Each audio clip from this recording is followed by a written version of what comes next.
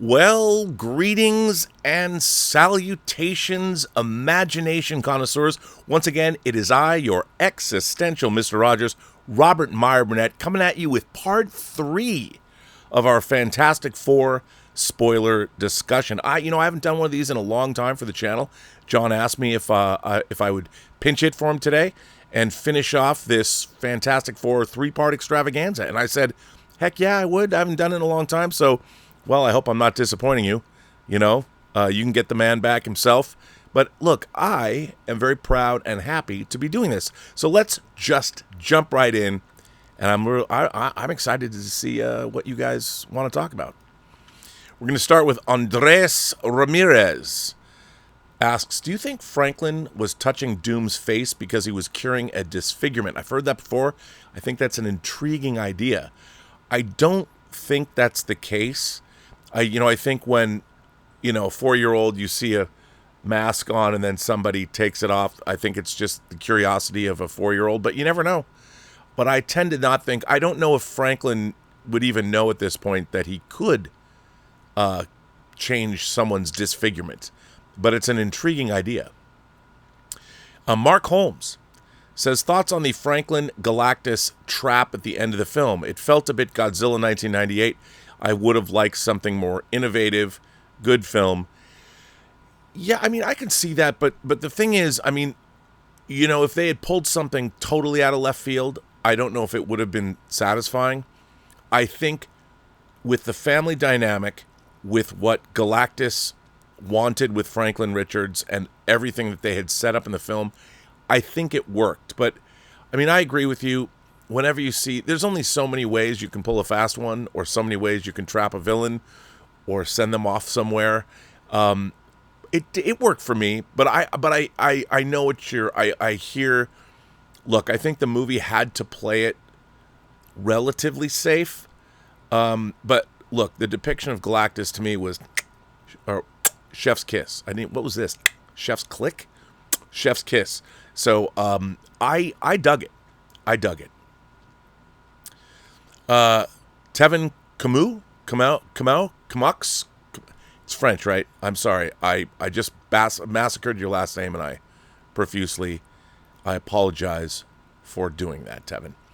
I feel like Doom will take Franklin. When they come to the 616 looking for Franklin, they'll view the Avengers as a threat, and at some point in the movie, we'll get Avengers versus X-Men. What do you think, Tevin? I think you're 100% right. Rumors have come around to that effect, and I think absolutely. Plus, I know John doesn't think this so much, but how can you resist an X-Men versus Avengers battle? I would think you have to do that, right? It is such a trope in comic books when two good guys on opposite sides of the fence, or they're being manipulated, or something's going on, they fight before they realize they should band together and team up. And I, for one, am so there for it, to watch the Fox X-Men kick some Avengers' tail. Yes, indeed. Give it to me. Give it to me. I think you're right. Dakota Valdez says, I went to see Fantastic Four with a few friends, and I brought you up to find out they've been watching you for years, too. Well, thank you. Oh, you mean John. Yes. You have a huge reach. I love you guys. Hey, you said guys. That means me, too. Thank you, Dakota. I appreciate that. Even I am surprised when I find out how many people in the world watch the John Campea Show. On my own channel, on the Burnett Work, when I do my observation shows, I am always getting letters from people that I wouldn't necessarily expect who watch the show. And that's pretty gratifying. I honestly think that if you watch the program, the John Campea Show, John Campea has always put as much as he can in to make the viewer experience the best it can be in terms of production, in terms of sound, and I've always admired John for that. Brad Bastian says, were there moments where you got emotional? Moments with Sue pulled the heartstrings? Brad, absolutely. To be honest, I kind of got emotional. This is going to seem maybe kind of weird, but just watching Galactus, there's moments where he's just kind of looking around, and it was something I'd wanted to see literally my whole life. And to see that depiction of Galactus, because there's an intelligence there. He's not like, I have a Galactus toy, an old, I guess, is it a Toy Biz Galactus? You press his chest and he says, I hunger. And that's, that's not a lot of emotional depth. But seeing the way Galactus was depicted and the fact that they had a real actor who's great play him made it really affecting for me. And I might have teared up just for that portrayal. But of course, Sue was always tugging the heartstrings. How could she not? How could she not? Iron Boy Films says the MCU's new rise is with F4 and X-Men 97 and F4. Yeah, I mean, I think there's a great case to be made. Unfortunately, Captain America Brave New World was sort of cobbled together, and I don't think it was enough. I think that they should have gone back and really done like Iron Man 1, but with Sam Wilson. Made it really all about him. Instead, as we've said before, it's like a Hulk sequel. And I would much rather have seen more of a Captain America movie. But with Thunderbolts and X-Men 97, I think that Marvel has done a great job of making us interested. Thunderbolts FF and going into Spider-Man, and then we're getting Doomsday. I think that's going to be a nice little chunk of movies that are going to make us more interested in what's going on. Johnny Weiner says, I really like the movie. I only wish it was a little longer, like more character growth with Ben Grimm and villains introduced and involvement like Mole Man. Johnny, I agree with you. I think both Superman and Fantastic Four, they were intentionally cut down to be about 2 hours. They had a lot, both companies had a lot riding on these movies. So I think that's what they did. And I could have spent easily a half an hour more with these characters and their lives. But I think that's a good thing. But I did feel it was relatively cut down. I mean, they have a whole Baxter building. Who works there? Do they have an international network? If they're this Earth's only superheroes, I would think that they would have an international network designed by Reed to protect the planet. Maybe not a suit of armor around the planet, but they would have operatives everywhere. And I imagine that the Baxter building would be full of communications hubs and people talking. And I would have liked to have seen a little bit more of their world fleshed out and the characters as well, because I loved them. Ramsey Hamdi says, I really love this movie. My only complaint is the speech Sue gives to the people about not giving up her child and the people accepting it. Didn't feel realistic within the paradigm. Thank you for everything. Well, thank you for being a loyal viewer and supporting the channel. I don't disagree with that, but I think that everybody understands that a mother is not going to give up her baby. Now, you might say, well, it is the planet. As Spock would say, the needs of the many outweigh the needs of the few, or the one. But as we also know from Star Trek II, The Wrath of Khan, or Star Trek III, The Search for Spock, sometimes the needs of the one outweigh the needs of the many. And I think in this case, people understood. So, Manpreet Kaur says, I absolutely love the movie. I love the chemistry between all four of them. I got emotional in the end. Pedro was absolutely amazing. The music absolutely deserves an Oscar nom. Manpreet, I couldn't agree with you more. Michael Giacchino, man, that guy just delivers. And even, I love his score for Speed Racer, and even though I'm not a fan of Star Trek 09, his score, Enterprising Young Men, is a great piece of music. I don't think he's ever really let me down, and he was born to score the Fantastic Four, and, Pedro was amazing. You got to say, I think he really pulled it off, and we were all coming at it from, he had to win us over. He had to win us over. So I'm right there with you, buddy. Max Harris says, I think the end credit scene is Doom kidnapping Franklin, and he will later become the Molecule Man of Secret Wars. Looks like he's healing Doom's face, too. Again, I like that idea of him healing Doom's face. I think Thor and Loki himself has become the new Molecule Man. I think they've traded that off. I just read all of Hickman's Secret Wars. I bought the Secret Wars omnibuses, and then there's 2 Secret Wars omnibuses that recently came out a couple months back, and I reread them. And boy, there's a lot of story there to draw on. A lot of things I'm interested in seeing. But I think Doom is kidnapping Franklin. And I think Doom is going to our Earth, and the Fantastic Four have given chase because they can follow how he's going through the multiverse. But I think it's Loki that's going to be, is the Molecule Man, I think. Patrick Stewart sends in a $50 super chat. Patrick Stewart, thank you very much for that. Thanks for supporting the channel in that fine way. It's very nice of you. After a few days of careful thought, I feel that Fantastic Four was the best comic book movie of 2025. It was a highly inspirational movie. It inspired goodness and family bonds. This is a movie that I will rewatch many times in the coming years. Patrick, you know, I can see that. I wouldn't necessarily disagree.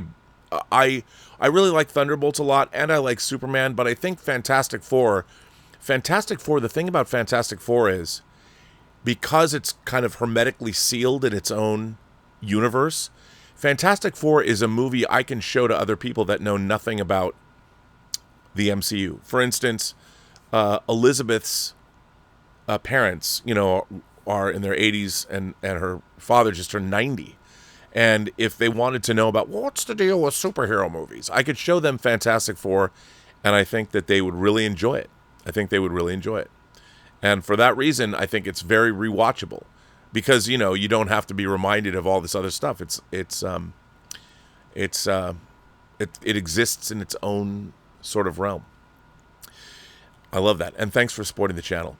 Max Harris says, the empty Latverian seat at the F Foundation meeting, perfectly setting up with no words, Doom's relationship and feelings for the Fantastic Four. I agree.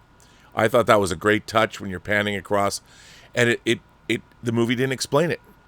I love that. I thought it was terrific. And what a great, if you're going to jangle keys, that's the way to jangle them. Let's see. LJ, here he is. LJ split across this page. I got the same feeling watching F4 for the first time when I watched the first Iron Man movie.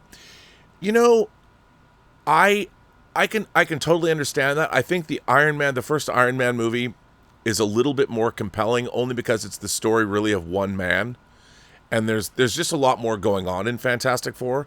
I liked the focused nature of Tony Stark, and how you're really Iron Man. If you think about it, it's amazing to go back and watch that movie and see how far the MC universe has come from those beginnings. But I have to say, again, like I was just saying, I think you're right in the sense that when you watch the first Iron Man movie, it was a standalone movie. If that movie hadn't worked, there would be no MCU, but it made over $500 million, which is amazing for what people were saying I never thought Iron Man was a C-list character growing up. I mean, hell, there's a Mego figure from the 1970s, but some people would say he's a C-list character because he didn't have the pop culture recognition that other superheroes did, but that's only because, the normies didn't recognize him. But I think that there is something to be said. I mean, both movies had to start characters from scratch, at least on even though we had preconceived notions of Fantastic Four movies, they had to give us a new team and start it from scratch, just like Iron Man 1 did. So I totally understand where you're coming from on that, LJ. Ramsey Hamdi says, what are your thoughts on people appearing exhausted of Pedro in too many roles? I liked him a lot as Reed and want to continue seeing him in more roles. Well, I mean, look, I think that even Liam Neeson, there's a video going around of Liam Neeson at, he showed up, I think it's in New York City, at one of the public screenings of Naked Gun last night. I'm recording this on Friday, August 1st. And he says at the end when he's talking to the crowd, he goes, and guess what? Liam Neeson says, guess what? Pedro Pascal is not in this movie. I cracked up at that. But I think he's just been in everything, and I like him. I mean, I liked him in The Equalizer. I think he's in Equalizer 2. I loved him in Game of Thrones. I loved him in Last of Us. But he's in The Mandalorian. He's been all everywhere. He's establishing himself, and he was a good read. And by the way, he had to overcome the expectation that, oh my God, aren't we sick of Pedro Pascal yet? Vinsmoke Sanj says, Sue being able to push Galactus, exhausting her powers and her own life, reminded me of the mother being able to lift a car to save her child. I love that idea. I love that thought. What Vinsmoke is referring to, there have been accounts of when the life of a child is threatened, that a mother can step in with a burst of adrenaline and almost have what we would call superhuman strength. And there's been documented accounts, and that's what Vinsmoke is saying. And I think, you know what, you're absolutely right. I love that idea. I love that it's referring back to that kind of a thing. And I totally believe you. I totally believe in that. I mean, but instead of lifting a car, she's pushing a cosmic being. Totally agree. DBZ now said, thoughts on the projected opening. I've seen some analysts taken back by the weekend multiplier, and China is seemingly dead for comic book movies. Yeah, I mean, look, we know how it opened. I thought it did well, to be honest. We're used to, like, I think we have to rethink our conception of what these movies are going to do. Remember, they've got to build back up to the kind of box office of the mid-aughts. I mean, the mid-teens. And when Infinity War and Endgame came out, that was the pinnacle, and that was all earned. You know, you had, what was that, 11 years of the MCU from 2008 to 2019, and we got to build back up that again. But it seems to be doing okay. There's a lot of people talking about, oh, the midweek it's collapsing. It's still doing all right. I mean, I think it's going to pass. It's already passed 250 million. And I think it'll probably be way past 300 million soon. But the movies, it's an enjoyable film, and it will be able to play out for at least 45 days through the month of August.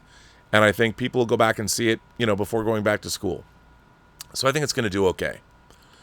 BJ Caraccioli just sent in a $20 chat. Really appreciate that, BJ. Thanks very much.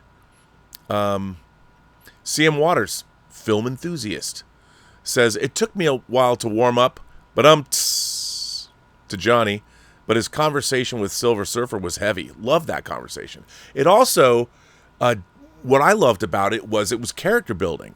That conversation really made you respect Johnny Storm. You realize that this is a very smart guy, and he's very much should be a part of this super team. And one of the great things about the Fantastic Four is it's not just their heart, but it's their intellect. I mean, Ben Grimm is no slouch himself, and all four members of the team are fantastic. So absolutely, I think I think you're absolutely right. I totally enjoyed that too. Gary Allegra says, I don't get Point of Doom end credits. Why not show Robert Downey Jr.'s face to get a bigger pop? Feels like a half measure, like Faceless Cavill cameo at the end of Shazam. Well, Gary, they can't. I think that they're saving that reveal for Doomsday. It's a tease. And so I don't think that revealing Robert Downey Jr. as Dr. Doom it would have been appropriate in that movie. I mean, I guess an argument could be made. If it was anywhere else in the movie, if it wasn't an end credit scene, I would agree with you. But the fact that it's an end credit scene, even in this day, people still get up and leave a Marvel movie. You don't have that Boromir meme. Not everyone's seen it. So, but I think you're absolutely right. It was a half measure, but I think on purpose. I think they did it on purpose. Jerome Cook for €6. Thank you, Jerome. And I know what you want me to say, but I'm not going to say it. Okay, cock. Tim Platt says, Galactus's clever little bugs line gave me Jurassic Park clever girl vibes, and I loved it. I totally agree, Tim. I thought that exact same thing. Totally thought that. Let's see, who is this? Ramsey Hamdi comes back and says, I thought the actors did the characters really well. Most of all, the character of the world. Haven't seen a setting done as well since Reeves' Batman.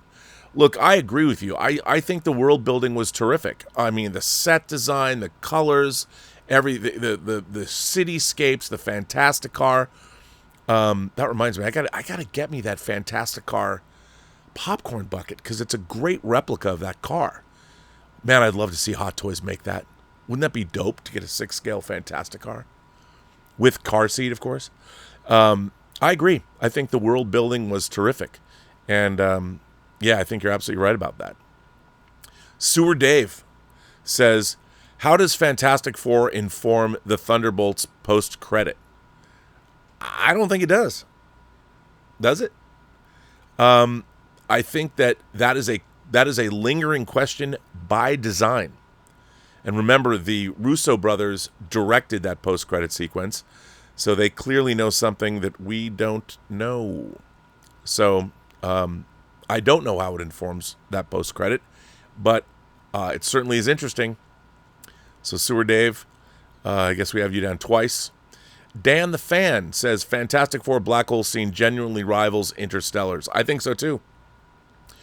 I think that was intentional. Look, one of the things I really liked about this movie is the infinitude of the universe is full of cosmic wonder. It is full of awe and wonder on a scale we have very much trouble even comprehending.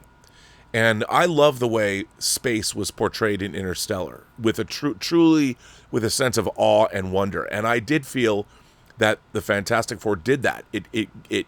The grounding nature, it made us believe in that world, and then it took us into the cosmic infinitude and showed us true cosmic wonder. Galactus, everything about Galactus filled me with awe, and then those scenes, the singularity scenes, filled me with wonder. I think you're absolutely right about that, and I think it really does. Jerome Koch sends in another 11 euros. Thank you. You just want me to say Koch again, don't you? I'm trying to say it with an accent. Is it working? Michael Maximilian Moriarty says, the first purely original MCU film since 2021's Shang-Chi and the Eternals, every film we've had since has been a sequel or sequel-esque. Totally agree, Michael. And you know what? I really like the Eternals. It's not perfect, but I like it for what it is. So, sue me, right? I liked it. Jerome Koch sends in more euros. Jerome Koch. Dakota Valdez sends in a super chat and says, I see a lot of people saying they didn't use their powers a lot. I heavily disagree. These are actual people. They'd use them when it makes sense. I also think that it's not just their powers that make them fantastic. It's their intellect. It's their familial bond. It's their love for one another. But I mean, I can understand if all you want to see is, and some people do. I'm not taking that. Look, I love seeing superpowers. But I think in the case of this movie, you are right. These are actual people, but they're supposed to feel like real people. And I think they really do. And your point is well taken. Johnny Got Lost says, great movie.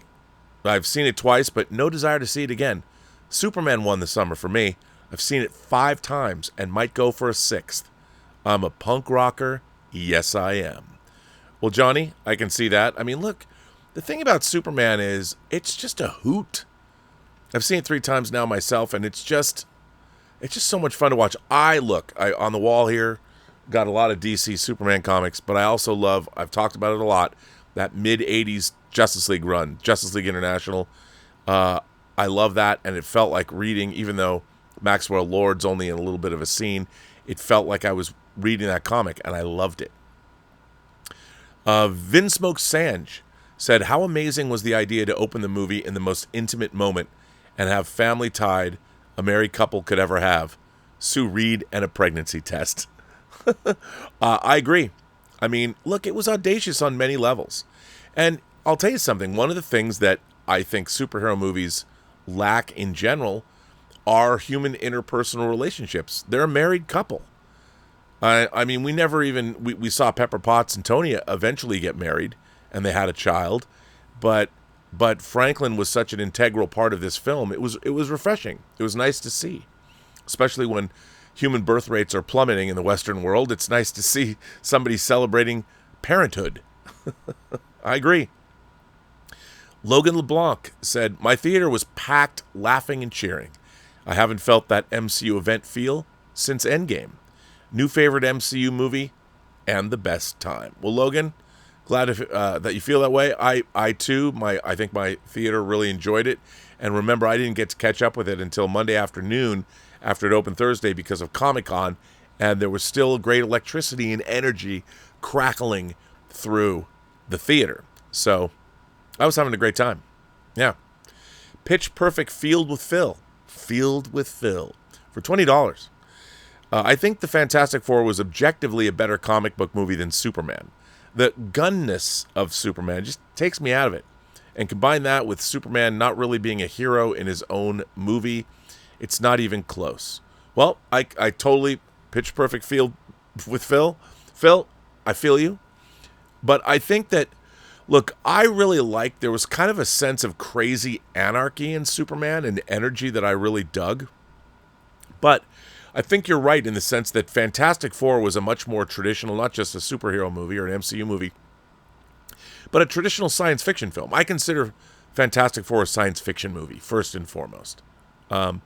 As many great comic books I consider to be science fiction, this I thought was a great science fiction movie, and it was very focused.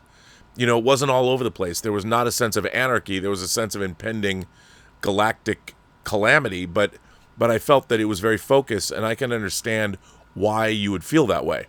I think it's a much more focused movie, and I think it works really, really well from that perspective. Grayson says, do you think the Fantastic Four will stay together as a group in Doomsday, or will they be split up among other heroes? Good question. I think that there's going to be teams. I would imagine kind of like if they're going to follow either Endgame or Infinity War, which I liked. We're going to see teams scattered all over the place because it's going to be so huge. There's going to be so much going on, I would imagine. And I really don't know anything. I've read as many, I've seen as many spoiler or potential what's going to happen in this movie. Here are the rumors. But I do think that they're going to have so many heroes that I think they're going to have to break them up. I don't know if the Fantastic Four will be broken up. I think they might. I think they're going to have a group that's going to need physical brawn, and the Thing might run off. I want to see the Thing and the Hulk scrap. I'm not going to lie. And I want to see the Thing and the Hulk kick ass together. So we'll see. It's going to be an interesting question. Mega Red 555 says, do you think they didn't do a full Doom reveal because he's going to be mostly CGI and they're not committed to a final design? No, I don't think that, because remember, they're shooting, the Russo brothers probably shot that scene on the set of Avengers Doomsday, because they did say Robert Downey Jr. was there. I think they just want to save all those reveals for the movie. I think we're going to get a little bit of Doom's backstory, and I think they are committed to a final design. I do.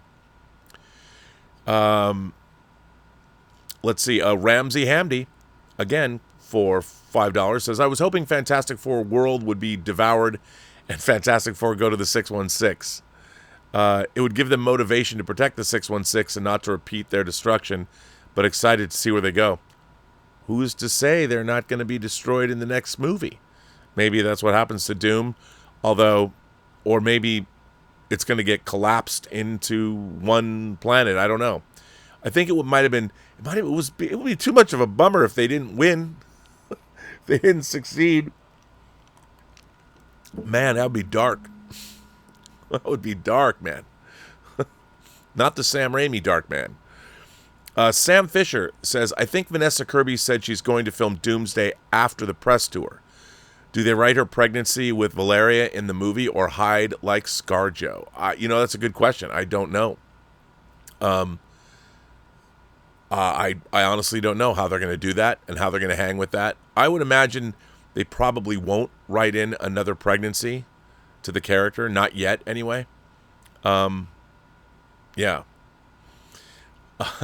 Matthew Grant says, the post-credit scene takes place 4 years later. Is Galactus' ship still kind of just floating up there vacant? No one claiming it? It's a big ship. That's a very good question. Who do you call to reclaim starships of that size that once belonged to a cosmic entity like Galactus? That's a really good question. Now, you know what? I didn't think about that and that's the kind of thing I was thinking about, but I didn't think about that until you just mentioned it. That is a very good question. Now I want to know the answer. Maybe that'll play into Avengers Doomsday. If you need a ship, wouldn't that be rad if Dr. Doom took Galactus' ship?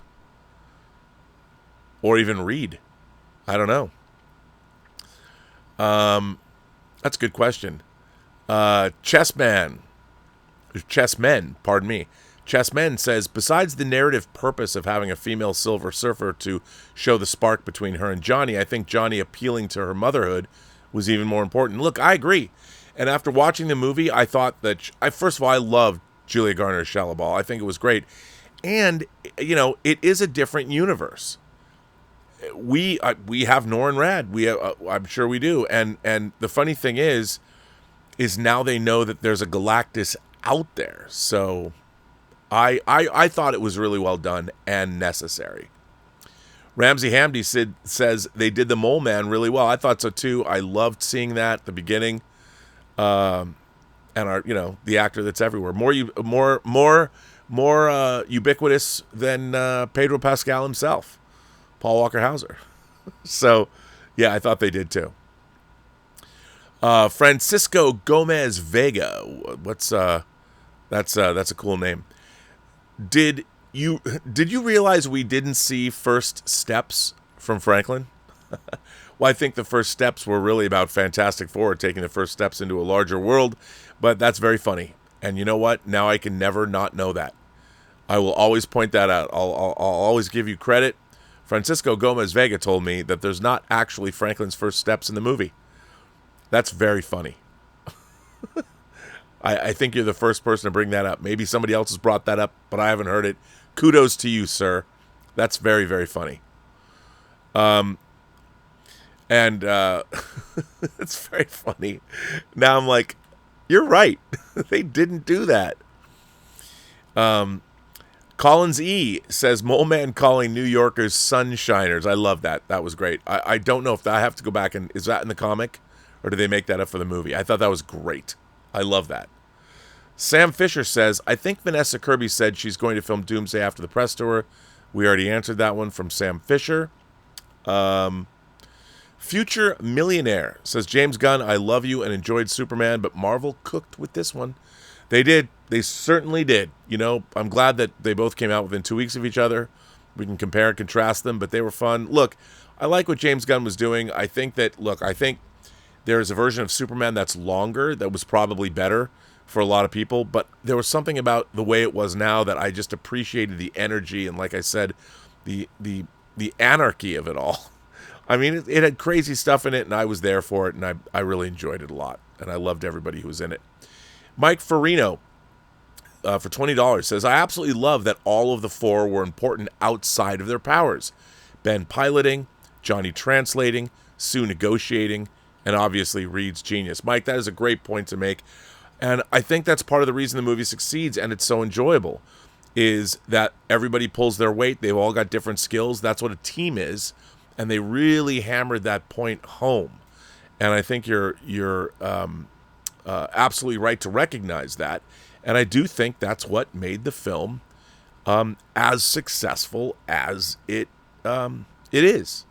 Because it is so enjoyable for that reason. And it also makes the movie more interesting. Mary Beth says, it was disappointing how fast the world turned on the Fantastic Four when they learned that Galactus wanted Franklin. Well, maybe, but human beings we're all about our own self-preservation. And if it's a choice between the Earth getting eaten and all of human history and everybody, all the 8 billion people well, there probably weren't 8 billion people then, but all the billions of people on the planet, we can sacrifice one child for the good of all people. I get it. I understand. But, I mean, what would we do in the face of impending doom? Sam Edwards says, did you notice that Latveria's chair was empty at Sue's national conference? Does this mean doom is from this universe? If so, is there a history there? Well, Sam, I think that was very intentional to bring up, like I said before, that very question. I would imagine that Dr. Doom is probably from this universe. And we're going to find out about that backstory, and I'm really looking forward to it. I think there is a history there. We just don't know what it is yet. Michael Cross, for $20, says, do you think the Fantastic Four will be shell-shocked when they get to our world? I think so. I mean, not only are they going into the future, but they're going into a world where there's all kinds of metahumans, there's aliens, there's Captain America from a different time, coming from fighting from World War II, going into the future. I think he will. I don't know if they'll be shell shocked, but they'll be shocked. But I think because of who they are, they're going to be more fascinated by it than anything else. They're going to think, "Wow, this is amazing," until they find out about Doctor Doom and battle world and all the hijinks that are about to ensue. But yeah, I think they're going to find it to be quite amazing. Maria Martinez says, I've seen a lot of comments online saying the movie could use more action sequences. What do you think about that? Well, again, I don't think it's an action movie per se. I think it's a science fiction film. And I think it's quite a good science fiction movie in addition to being a superhero movie. And I don't know, in terms of action, like, did Interstellar need more action? I thought it had just the right amount of action. I really enjoyed it. And, but I understand, people want to see big action sequences. And this movie wasn't about that, really. But I can understand why people might want that out of from their superhero movies. But Galactus moves slow. if he was Shang-Chi Galactus, who could be like, what, and move fast, maybe there'd be more fighting. But I thought the action served the film itself. Ramsey Hamdi says Galactus eye sound effect was really cool. It totally was really cool. I loved everything about the depiction of Galactus. That was the thing I was really most excited about in the film, and it delivered on every level. I liked it so much. It was so good. I loved it. I really, really loved the depiction of Galactus in the film. I mean, and like I said, when he was just like looking around, it was haunting. It was haunting, because you realize what was going on in that head of his. Cosmic entity. What does he believe? What are his politics? Tevin Camus. Is it Camus? Camus? Like Camus? But it's Camus? Tevin? Again, I'm butchering your name and I sincerely apologize. Your comments are great, though. I really like that they allowed Johnny to be the one to figure out Surfer's language and go out and attempt to stop her with the plan they didn't care to hear at first. It really showed his depth. Tevin, couldn't agree with you more. I thought it was great. I thought the movie was great overall, allowing these characters to be shown as all having various skills that made them, they're greater than the sum of their parts. That individually they could all be heroes, but together, what gave the Fantastic Four the power was not just that they're a family, but that together they're a formidable force. Brad Bastian says, would Fantastic Four First Steps get an Oscar nomination next year? Oh, I think Giacchino's scores got it in the bag. I think definitely production design. Probably. I could see it getting an Oscar for production design. And maybe costume design? Some great costumes there. I loved it. Love the costume design. And I don't think depending on what's going to come out, maybe a visual effects nod. Levi says, I love the futuristic 60s time. It's unique and cool. And does Galactus need planets to have human life on the planets to eat them? I don't think so. I think Galactus could just eat any planet for sustenance. I don't think it matters if there's life there or not, although I would imagine biological life is a little bit of a seasoning for the old guy. So maybe it tastes better if the planet is not just a rocky, barren wasteland, but full of life that just crunches the juicy blood of life in Galactus's mouth. Does it taste better than when he just does it all? I don't know. Sam Edwards says the birth scene was so well done. It really was. Really, really affecting. Really affecting. I really thought that it really was well done. David Ullman says Fantastic Four made $218 million worldwide. Congratulations, Marvel. Vanessa Kirby was a standout, especially her fight with Galactus. I agree. Totally agree. And the fact that you have Sue Storm taking on Galactus shows how great the Fantastic Four are. They got the heart you need. They can save the universe. You believe they can save the universe. And Sue Storm has that unique feminine power that look, it's the same. It's that Ripley vibe. Why did Ripley, going in to save Newt in Aliens, it was the same thing. That feminine energy, which we all have benefited from in our lives. Obviously, we all have moms. I like when movies allow the feminine to be strength. I love that. Not just girl bosses are great, but when you see the power, Ripley's power is derived from the feminine as opposed to a woman trying to be like a man. And I like that. And they did a great job with that with Sue Storm, because the power of giving life, even though men participate, is something that's unique to women. And I like to see, in the sense of that a hero draws on that femininity for great power, because that's something men can't do. And I think it's great when they use that to define a character. Ripley did it, and unfortunately, it's set up because Ripley's daughter grew up and died without knowing her mother, really, and it's tragic, but that's what gives Ripley the power. Her surrogate daughter gives her the power to have that kick in Aliens, which I love. Lane Jordan says, do you think the Fantastic Four will be the primary focus of the upcoming Avengers movies compared to the other MCU characters like Tony and Steve were? I don't know. I have a feeling they're going to concentrate. They're going to have to make different teams. It's going to be really interesting. They've got a lot of characters, and I think the only way to... I don't think they can necessarily anchor... It's going to be a truly ensemble film, I think. And I think maybe Reed will lead a team, whatever they're going to have, whatever those teams are going to be put together to go do what they need to do to thwart Doom. Because it's going to be like, this team's got to go here, that team's got to go there, this team's got to go there. I think they're going to do a really good job of, but I could see Reed leading one of those teams.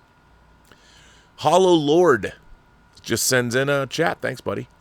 Ramsey Hamdi says, of the four, Johnny stole the movie, but I loved them all. Johnny was great. And surprisingly, they gave him a lot to do. So I really enjoyed that. I thought that they really did a great job with all the characters.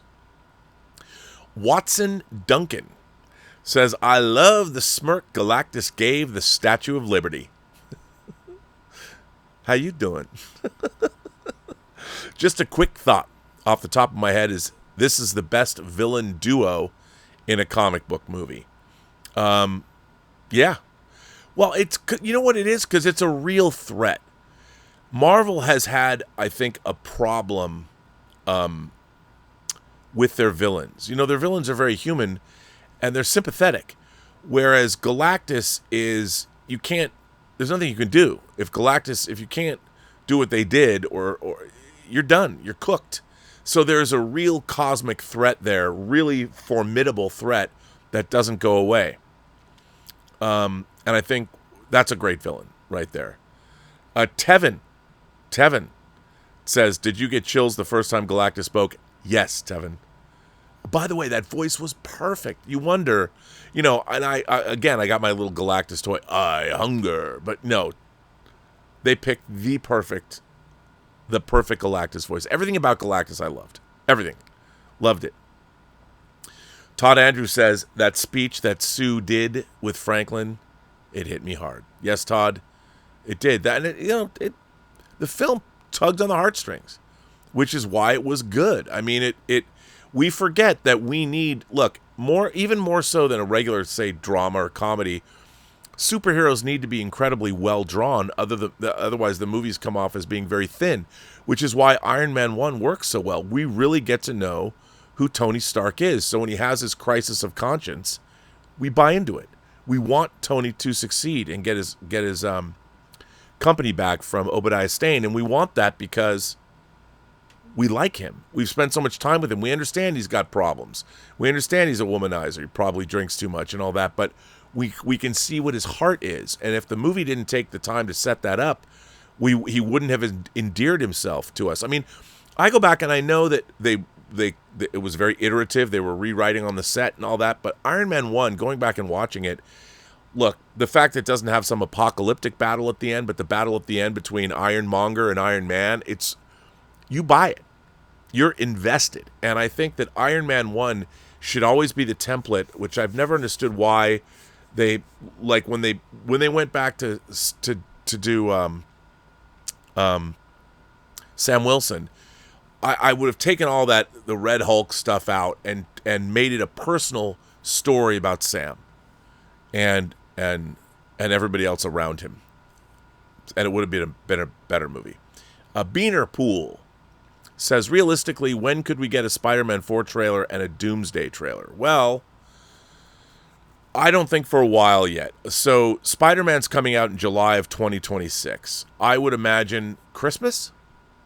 Unless this new trend of giving us trailers for movies like The Odyssey and Project Hail Mary a year before they come out becomes a thing.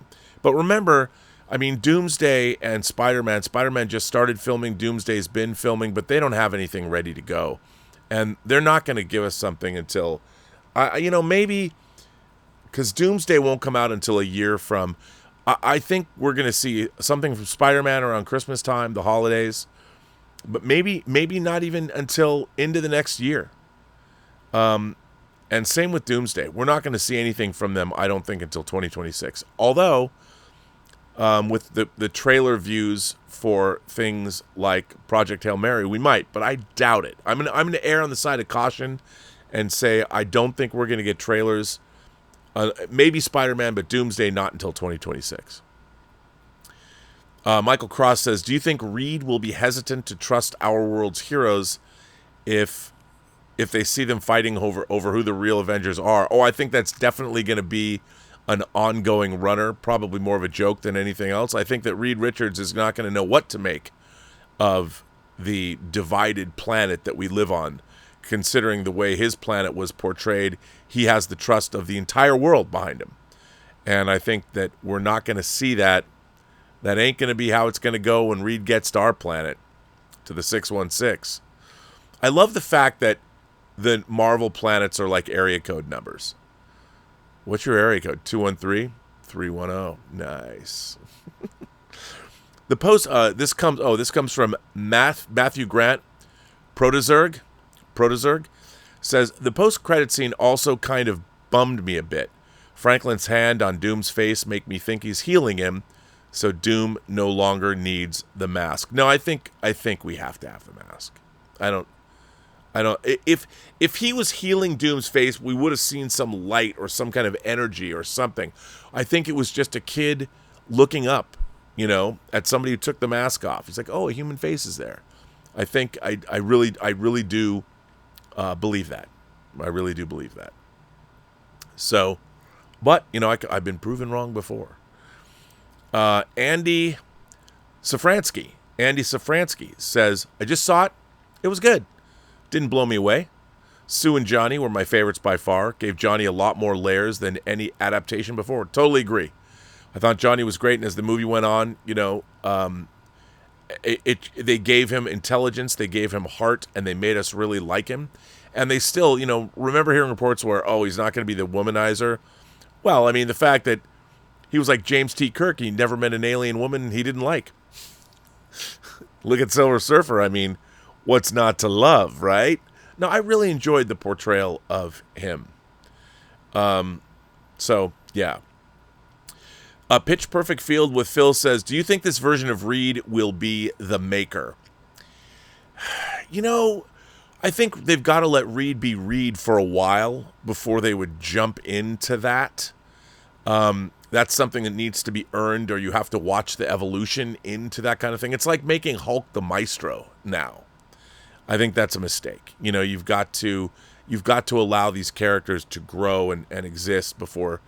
I mean, how many decades did we have of Reed Richards before he became the Maker? But yeah, I don't think they're going to go that way so quickly. Darshill says, I hope they pay homage to Julian McMahon in Doomsday. As we might have heard, or you might have heard, Julian McMahon, who played Dr. Doom in Tim Story's movies, passed away from cancer. And I love Julian McMahon. Nip Tuck, I think, is one of the great TV shows, especially if you're a degenerate like I am. And it's they might do that, although, it might be too fourth wall breaking. But the fact that they put the Corman Fantastic Four in this movie was insane. So I could very much see them doing it, paying some kind of homage to him. Plus, it'd be a nice touch. Jude Lehman says, my sister grew up loving only the Fantastic Four 2000s movies and nothing else comic book related, which is how we started bonding over comics. When I already was. In her late teens, she fell in deeper in with the comic book world, and after today watching and experiencing Fantastic Four, we looked at each other in tears of joy. Literally. Our favorite comic hero group, yes, over the Avengers, is finally given the best movie to date. Well, you are right about that. I think you're right. I mean, I thought it was by far the best iteration of Fantastic Four to date. So, absolutely, 100%. So I'm right there with you. It's cool that you and your sister can have those moments, tears of joy. Let's see. And then we got Corey M. Is that Corey Manlove? Could be. This is the most powerful we have seen Sue Storm. Corey Manlove's a friend of mine, and that's his real last name. Yes, and it was great to see. I mean, when Sue Storm can take on Galactus, you know she isn't effing around. You know what I'm saying? 100%. 100%. And now we've got Tevin again. Another great scene was when Ben showed concern that they would get sucked into the black hole, and Reed just said, "Trust me." I really love the team. I agree, Tevin. It was great. Everybody was great. It was really, really, really good. Really, really, really good.